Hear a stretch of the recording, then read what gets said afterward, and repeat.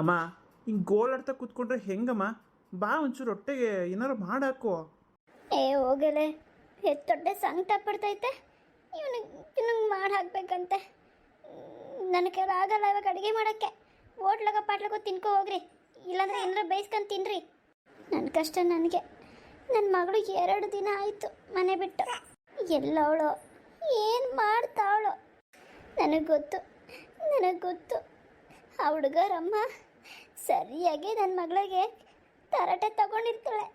ನನ್ನ ಮೇಲಿರೋ ಕೋಪನ ಖಂಡಿತವಾಗ್ಲು ನಮ್ಮ ಶಿಲ್ಪನ ಮೇಲೆ ತೋರಿಸ್ಕೊತಿತ್ತಳ್ಕೊಂಡು ಅವಳು ರಾಕ್ಷಸಿ. ಅವಳು ಬಿಟ್ಬಿಡ್ತಾಳ.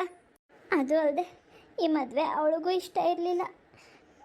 ಖಂಡಿತವಾಗ್ಲೂ ನಮ್ಮ ಶಿಲ್ಪನ ಏನಾದರೂ ಮಾಡ್ಬಿಡ್ತಾಳೆ ಕಣೋ. ನಡಿಯೋ, ಹೋಗಿ ಕರ್ಕೊಬಂದ್ಬಿಡ ನಡಿ. ಮಾಡೋ ಗಂಟೆ ಮಾಡಿಬಿಟ್ಟು ಕರ್ಕೊಬಂದ್ಬಿಡ್ಬೇಕಂತೆ. ಅಲ್ಲ ಕಣೆ, ಅವತ್ತಿಬ್ಬರು ಏನೋ ತಪ್ಪು ಆಗೋಗ್ಬಿಟ್ಟೈತೆ ಅಂದರು. ಅಪ್ಪ ಅಮ್ಮ ಅಂತ ನೆನೆಸ್ಕೊಂಡು ಮನೆವರೆಗೂ ಬಂದರು ತಾನೆ. ಅವತ್ತೇ ಒಂದು ಒಳ್ಳೆ ಮಾತು ಆಡಿ 1-2 ಮಾತು ಬೈದು ಮನೆ ಒಳಗಡೆ ಕರ್ಕೊಂಡಿದ್ದಿದ್ರೆ ಇವೆಲ್ಲ ಇರ್ತಿತ್ತ ಹೇಳು?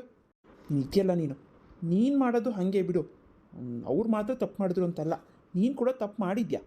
ಅದೇನು ನಿಮ್ಮಿಬ್ರದ್ದು ಅಂಥ ಜಗಳ? ಒಂದು ಚಿಕ್ಕ ವಿಷಯನಪ್ಪ, ಒಂದೇ ಒಂದು ಚಿಕ್ಕ ವಿಷಯ. ಇವಾಗೇನು ಅವರೇ ಪೂಜೆ ಮಾಡಿಸಿದ್ರು, ಅದಕ್ಕೇನೀಗ? ನಾವೇ ಒಂದು 10 ನಿಮಿಷ ಕಾಯ್ದು ಮಾಡಿಸ್ಕೊಂಡು ಹೋಗಿದ್ರೆ ಆಗಿರ್ತಿತ್ತು.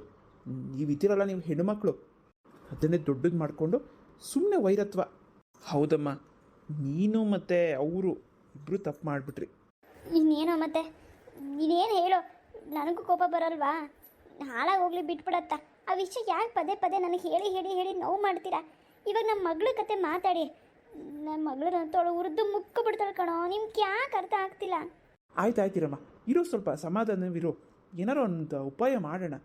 ಇವಾಗ ನಾನು ಹೇಳೋದನ್ನು ಕೇಳು. ನೀನಾಗಲಿ ಅಪ್ಪ ಆಗಲಿ ಇಬ್ಬರೂ ಅವ್ರ ಮನೆ ಹತ್ರ ಹೋಗೋದು ಬೇಡ. ಯಾಕೆ ಅಂತಂದರೆ ಅವರು ಏನಾದರೂ ಅವಮಾನ ಮಾಡ್ಬೋದು. ಯಾಕಂದರೆ ಈ ಮದುವೆ ಆಗಿರೋದು ಅವ್ರಿಗೂ ಇಷ್ಟ ಇಲ್ಲ. ನಾವೇ ಹೇಳ್ಕೊಟ್ಟು ಮಾಡಿಸಿದ್ದೀವಿ ಅನ್ನೋ ಥರ ಅರ್ಥ ಮಾಡ್ಕೊಂಡಿರ್ಬೋದು. ಅರ್ಥ ಮಾಡ್ಕೊಳ್ಳೋದು ಇನ್ನೇನೋ ರಜೋ, ಅದೇ ಅಂದ್ಕೊಂಡಿರ್ತಾರವರು ಎಲ್ಲ ಇವಳಿಂದ. ಆಯ್ತಿರಪ್ಪ, ಆಯ್ತಿರು, ನೀನು ಸಮಾಧಾನವಾಗಿರಪ್ಪ. ಈ ಹೆಣ್ಮಕ್ಳು ಕಿತ್ತಾಟದಲ್ಲಿ ನನ್ನ ತಂಗಿ ಜೀವನ ಯಾಕೆ ಹಾಳಾಗಬೇಕು? ಆ ಹುಡುಗ ಒಳ್ಳೆ ಮನುಷ್ಯನೇ ಅಂತ ಅನಿಸುತ್ತೆ. ಗೋರ್ಮೆಂಟ್ ಕೆಲಸ, ಒಳ್ಳೆ ಕೆಲಸದಲ್ಲಂತೂ ಇದ್ದಾನೆ, ಒಳ್ಳೆಯ ವ್ಯಕ್ತಿನೇ ಅಂತ ಅಂದ್ಕೊಂಡಿದ್ದೀನಿ. ಇಷ್ಟಿಲ್ದೇ ನನ್ನ ತಂಗಿ ಅವನನ್ನು ಮದುವೆ ಮಾಡ್ಕೊಂಡಿರಲ್ಲ ಇಷ್ಟಪಟ್ಟು. ಅದೇನು ಸರಿನಪ್ಪ. ಇವಾಗ ಏನು ಮಾಡೋಣ ಹೇಳು? ಅದೇನಪ್ಪ, ಇವಾಗ ನೀವಾಗಲಿ ಅಮ್ಮ ಆಗಲಿ ಇಬ್ಬರು ಬರೋದು ಬೇಡ. ನಾನು ಹೋಗ್ತೀನಿ ಅವ್ರ ಮನೆ ಹತ್ರ. ಬರೋದು ಬೇಡವಾ? ನೀನೊಬ್ಬನೇ ಹೋಗಿ ಏನಂತ ಮಾತಾಡ್ತೀಯೋ? ಅಪ್ಪ, ಮೊದಲು ಹೋಗಿ ಅಲ್ಲಿನ ಪರಿಸ್ಥಿತಿ ಏನಿದೆ ಅಂತ ನೋಡ್ತೀನಿ. ಶಿಲ್ಪ ಏನಾದರೂ ಮನೆಯಿಂದ ಆಚೆನೇ ನನಗೆ ಕಾಣಿಸಿದ್ರೆ ಹೊರಗಡೆನೇ ಅವಳನ್ನು ಮಾತಾಡಿಸ್ಕೊಂಡು ಅಲ್ಲಿನ ಪರಿಸ್ಥಿತಿ ಏನಿದೆ ಅಂತ ತಿಳ್ಕೊಂಡು ಬಂದುಬಿಡ್ತೀನಿ. ಅವಳೆಲ್ಲೂ ಕಾಣಿಸ್ಲಿಲ್ಲ ಅಂತ ಅಂದರೆ ನೋಡ್ತೀನಪ್ಪ, ಸ್ವಲ್ಪ ಹೊತ್ತು ವೆಯ್ಟ್ ಮಾಡ್ತೀನಿ. ಆಮೇಲೆ ಅವ್ರ ಮನೆ ಒಳಗಡೆ ಹೋಗ್ತೀನಿ.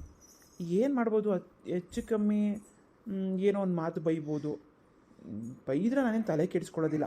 ಯಾಕಂದರೆ ನನ್ನ ತಂಗಿ ಜೀವನ, ಹೆಣ್ಣೆತ್ತೋರು ನಾವೇ ಸ್ವಲ್ಪ ಅಡ್ಜಸ್ಟ್ ಮಾಡ್ಕೊಬೇಕು. ಇವಾಗ ನಾನು ಹೊರಡ್ತಾ ಇದ್ದೀನಿ ಅವ್ರ ಮನೆ ಹತ್ರ. ಶಿಲ್ಪನ ಪರಿಸ್ಥಿತಿ ಏನಿದೆ ಅಂತ ಮೊದಲು ನೋಡೋಣ, ಆಮೇಲೆ ಏನು ಮಾಡಬೇಕು ಮುಂದೆ ಅನ್ನೋದನ್ನು ಡಿಸೈಡ್ ಮಾಡಿದ್ರಾಯ್ತು. ರಾಜು, ಡಿಸೈಡ್ ಏನು ಬೇಡಪ್ಪ, ಬಂದ್ಬಿಡು. ಅಯ್ಯೋ, ಕರ್ಕೊಬಂದ್ಬಿಡು. ಏನಮ್ಮ ನೀನು? ಅವಳು ಇವಾಗ ಮದುವೆ ಮಾಡ್ಕೊಂಡಿದ್ದಾಳೆ, ಹಾಗೆಲ್ಲ ಕರ್ಕೊಂಬರಕ್ಕೆ ಸರಿನಾ? ಕರ್ಕೊಬಂದು ಏನು ಮಾಡ್ತೀಯ ನೀನು? ಇನ್ನೊಂದು ಮದುವೆ ಮಾಡ್ತೀಯಾ? ಅದು ಹಾಗಲ್ಲ ಕಣೋ. ಹಾಗೂ ಇಲ್ಲ ಹೀಗೂ ಇಲ್ಲ, ನೀ ಸುಮ್ಮನಿರು. ಹಾಗೆಲ್ಲ ಕರ್ಕೊಂಬಂದರೆ ಸರಿ ಹೋಗೋದಿಲ್ಲ ಅವಳ ಜೀವನ. ಅವಳೇ ಇಷ್ಟಪಟ್ಟು ಮಾಡ್ಕೊಂಡಿರೋ ಮದುವೆ ಅದು. ಅವಳೆಲ್ಲ ಕರೆದ್ರೆ ಬರೋದಿಲ್ಲ. ಅವಳು ಬಂದ್ರೂ ನಾವು ಕರ್ಕೊಂಬರಬಾರ್ದು. ಅವಳ ಸಂಸಾರನ ಯಾವ ರೀತಿ ಸರಿ ಮಾಡಬೇಕು, ಹೇಗೆ ಸರಿ ಮಾಡಬೇಕು ಅನ್ನೋದನ್ನು ಯೋಚನೆ ಮಾಡೋಣ. ಹಂಗೂ ವೇಳೆ ಅವ್ರ ಅತ್ತೆ ಏನಾದ್ರು ಕಾಟ ಕೊಡ್ತಿದ್ದಾರೆ ಹಾಗೆ ಹಿಂಗೆ ಅಂತ ಏನಾದರೂ ಇದ್ದರೆ ನಾನೇ ಅವ್ರ ಗಂಡನ ಹತ್ರ ಮಾತಾಡ್ಬಿಟ್ಟು ಸಪ್ರೇಟ್ ಮನೆ ಮಾಡಿಸೋಣ ಅಂತ ಹೇಳ್ತೀನಿ. ಆ ಹುಡುಗ ಇದಕ್ಕೆ ಒಪ್ಕೋತಾನೆ ಅನ್ಕೋತೀನಿ. ಯಾಕಂದರೆ ಅವನು ಇಷ್ಟಪಟ್ಟೆ ತಾನೇ ಮದುವೆ ಮಾಡ್ಕೊಂಡಿರೋದು. ನನಗೇನೋ ಆ ಹುಡುಗ ಅವ್ರ ಅಮ್ಮನ ಕಡೆಗೆ ಅನಿಸುತ್ತೆ ಕಣೋ. ಪ್ರೀತಿ ಮಾಡುವಾಗ ಎಲ್ಲ ಹುಡುಗರು ಹಿಂಗೇನೆ. ಆಮೇಲೆ ಮದುವೆ ಮಾಡ್ಕೊಂಡ್ಮೇಲೆ ಎಲ್ಲ ಅವ್ರ ಅಮ್ಮನ ಕಡೆಗೆ ಹಾಕ್ಬಿಡ್ತಾರೆ ಅವರು. ಬಿಡು, ಮದುವೆ ಮಾಡ್ಕೊಂಡ್ಮೇಲೆ ಇವಳು ಇನ್ನೆಲ್ಲೂ ಹೋಗಲ್ಲ ಅಂತ. ಹಾಗೇನಾದ್ರು ಇದ್ದರೆ ಅವರೆಲ್ಲರ ಮೇಲೂ ಕಂಪ್ಲೇಂಟ್ ಕೊಟ್ಬಿಡೋಣ. ನೀವು ಯಾರೂ ತಲೆ ಕೆಡಿಸ್ಕೊಂಬೇಡಿ, ನಾನು ಇದೀನಲ್ಲ. ಏನಪ್ಪ, ನಾನು ಹೇಳಿದ್ದು ಸರಿಯಾ ತಾನೆ? ಏನೋಪ್ಪ, ನನಗಂತೂ ಒಂದು ಗೊತ್ತಾಗ್ತಿಲ್ಲ. ಏನೇನೋ ಆಗ್ತಾಯಿದೆ. ಮೊದಲು ನಮ್ಮ ಮನೆ ದೇವ್ರಿಗೆ ಹೋಗ್ಬಿಟ್ಟು ಬರಬೇಕು. ಇಷ್ಟೆಲ್ಲ ಸಮಸ್ಯೆಗಳು ಯಾವ ನನ್ನ ಮಗ ತಡ್ಕೋತಾನೆ ಹೇಳು? ನೋಡೇ ಇವಳೆ ರಾಜು ಅಲ್ಲೇನು ಒಂದ್ಸತಿ ನೋಡ್ಕೊಂಡು ಬರಲಿ ಪರಿಸ್ಥಿತಿ. ಆಮೇಲೆ ಮೊದಲು ನಡಿ ಮನೆ ದೇವ್ರಿಗೆ ಹೋಗ್ಬಿಟ್ಟು ಬರೋಣ. 2 ವರ್ಷ ಆಯಿತು ಹೋಗಿ, ಅದಕ್ಕೆ ಅನ್ಸುತ್ತೆ ಇಷ್ಟೊಂದೆಲ್ಲ ಕಷ್ಟಗಳು. ಊರಿ ಆಯಿತು. ಸರಿನಮ್ಮ, ನಾನು ಈಗಲೇ ಹೋಗ್ಬಿಟ್ಟು ಬರ್ತೀನಿ. ಮನೆ ಕಡೆ ಹುಷಾರು, ನೀವೇನು ತಲೆ ಕೆಡ್ಸ್ಕೊಂಬಿಡಿ. ನಾನು ಹೋಗಿ ನೋಡ್ಕೊಂಡು ಬರ್ತೀನಿ. ಏನಲ್ಲೇ ಮಾಡೋದು ಬಸವ, ನನ್ನ ಹೆಂಡ್ತಿಯಿಂದ ಹಿಂಗೆಲ್ಲ ಆಗೋಯ್ತು ಕಣೋ. ನನಗಂತೂ ತಲೆ ಭಾರ ಇವಳಿಂದ. ಅಯ್ಯೋ ಬಿಡೋಣ, ಅಕ್ಕ ಇನ್ನೇನು ಮಾಡ್ತದೆ, ಕೋಪಕ್ಕೆ ಹಂಗೆ ಅಂದಿರ್ತದೆ, ಎಲ್ಲೋ ಒಂದು ಮಾತು ಬೈದಿರ್ತದಪ್ಪ. ಅಷ್ಟಕ್ಕೆ ಚಿಕ್ಕಣ್ಣ ಮನೆಯಿಂದ ಹೋಗ್ಬಿಡೋದಾ? ಏನೋ ಎತ್ತು ತಾಯಿ ಸಂಕಟ, 1-2 ಮಾತು ಬೈದೈತಲ್ಲ ಅಂದ್ಬಿಟ್ಟು ಆಯ್ತು ಬಿಡಮ್ಮ ಕ್ಷಮಿಸು ಅಂತ ಅವ್ನು ಕಾಲಕ್ಕೆ ಬಿದ್ದುಬಿಟ್ಟಿದ್ರೆ ಎಲ್ಲ ನೆಟ್ಟಗಾಗ್ಬಿಟ್ಟಿರೋದು. ಅಯ್ಯೋ ಅವನು ಅಷ್ಟೇ ಹಠಮಾರಿ, ಸ್ವಾಭಿಮಾನ ಜಾಸ್ತಿ ನೋಡು. ನಂತರ ಅವನು ಅಮ್ಮ ಆಗಲಿ ಅಪ್ಪ ಆಗಲಿ ಯಾರನ್ನ ಆಗಲಿ ಒಂದು ಮಾತು ಏನಾದ್ರು ಅಂದುಬಿಟ್ರೆ ಸಹಿಸ್ಕೊಳ್ಳೋದಿಲ್ಲ ಅವನು. ಮುಂಚೆಯಿಂದನೂ ಹಂಗೆ, ಚಿಕ್ಕ ವಯಸ್ಸಿಂದನೂ ಹಂಗೆ. ನೋಡಿಲ್ವ ನೀನು? ನೋಡಿದ್ದೀನಿ. ಏನು ಮಾಡೋಣ ಇವಾಗ? ಸ್ಟೇಷನ್ಗೆ ಕಂಪ್ಲೇಂಟ್ ಕೊಟ್ರಾ? ಹ್ಞೂನಪ್ಪ, ನಾನು ನನ್ನ ಹೆಂಡತಿ ಹೋಗಿ ಕಂಪ್ಲೇಂಟ್ ಕೊಟ್ಬಿಟ್ಟು ಬಂದಿದ್ದೀವಿ. ಆದಷ್ಟು ಬೇಗ ಹುಡುಕೊಡ್ತೀವಿ ಅಂತ ಹೇಳೋರು ಅವರು. ಯಾವಾಗ ಹುಡುಕೊಡ್ತಾರೋ ಏನೋ. ಏನು ಯೋಚನೆ ಮಾಡಬೇಡ, ಬಿಡೋಣ. ಹುಡುಕೊಡ್ತಾರೆ ಆದಷ್ಟು ಬೇಗ ಪೊಲೀಸರು. ನಮ್ಮೂರು ಪೊಲೀಸರು ಭಾಳ ಒಳ್ಳೆಯವರು. ಕೆಲಸದಲ್ಲಿ ಅಷ್ಟೇ ಇದು. ಹುಡುಕೊಡ್ತಾರೆ, ಏನಿಲ್ಲ ಚಿಂತೆ. ಅದು ಎಲ್ಲಿ ಉಳ್ಕೊಂಡವರು, ಏನು ಮಾಡ್ಕೊಂಡವರು? ಅದೇ ಅಂದರು ನೀವು ವಯಸ್ಸಿಗೆ ಬಂದಿರೋ ಮಗನಿಗೆ ಹಂಗೆಲ್ಲ ಅನ್ನಬಾರ್ದಿತ್ತು. ಇನ್ನು ಏನೇನು ಅಂದಾಯ್ತು ಅಕ್ಕ ಗೊತ್ತಿಲ್ವಲ್ಲ. ನೀನು ಇದ್ದಿದ್ದರೆ ಮನೇಲಿ ಇವೆಲ್ಲ ಆಗಕ್ಕೆ ಬಿಡ್ತಿರ್ಲಿಲ್ಲ ಅಲ್ವೇನಣ್ಣ? ಹ್ಞೂ, ನಾನು ತುಟುಕ್ ಅನ್ನಕ್ಕೆ ಬಿಡ್ತಿರ್ಲಿಲ್ಲ ಅವಳಿಗೆ. ಏನಾನ ಅಂದಿರ್ತಾಳೆ ಬಿಡೋಳು. ಏನಾನ ಅಂದಿರೋದಕ್ಕೆ ನನ್ನ ಮಗನೂ ಸೊಸೆನೂ ಇಬ್ಬರು ಮನೆ ಬಿಟ್ಟು ಹೋಗಿರೋದು. ಅದೇನು ನಿಮ್ಮ ಅಕ್ಕಂಗೆ ತಲೆ ಕೆಟ್ಟಿರ್ಬೇಕೆಲ್ಲೋ. ಎಷ್ಟನ ಹೋಗಿಲಿ ಮಾಡಿದ್ದೇ ಮಾಡ್ತಿರ್ತಾಳೆ ಅವಳು.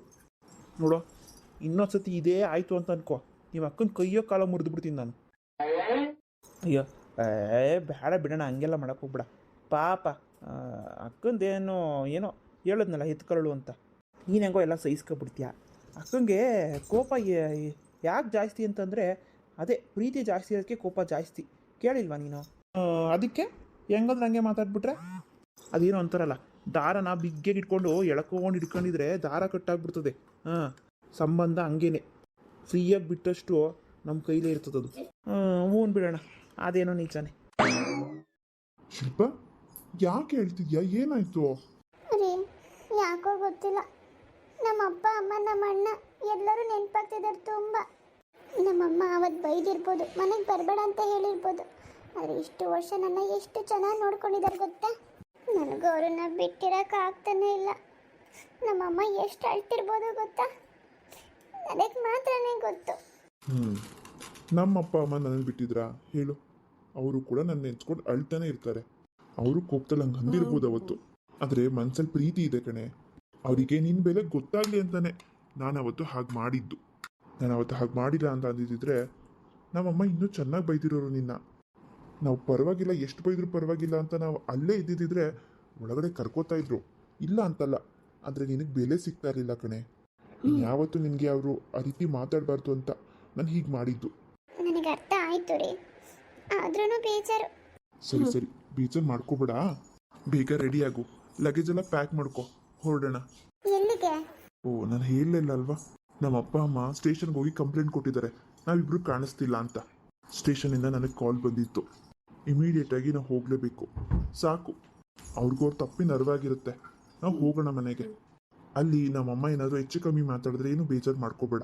ಸ್ವಲ್ಪ ದಿನ ಎಲ್ಲ ಸರಿ ಹೋಗುತ್ತೆ. ಆಯಿತು ಫ್ರೆಂಡ್ಸ್, ಇವತ್ತಿನ ಸ್ಟೋರಿ ನಿಮ್ಮೆಲ್ಲರಿಗೂ ಇಷ್ಟ ಆಗಿದ್ರೆ ಪ್ಲೀಸ್ ಲೈಕ್ ಮಾಡಿ, ಹಾಗೆ ಶೇರ್ ಮಾಡಿ, ಹಾಗೆ ಸಬ್ಸ್ಕ್ರೈಬ್ ಮಾಡೋದನ್ನು ಮರಿಬೇಡಿ. ಮುಂದಿನ ಎಪಿಸೋಡ್ ಆದಷ್ಟು ಬೇಗ ಹಾಕ್ತೀನಿ.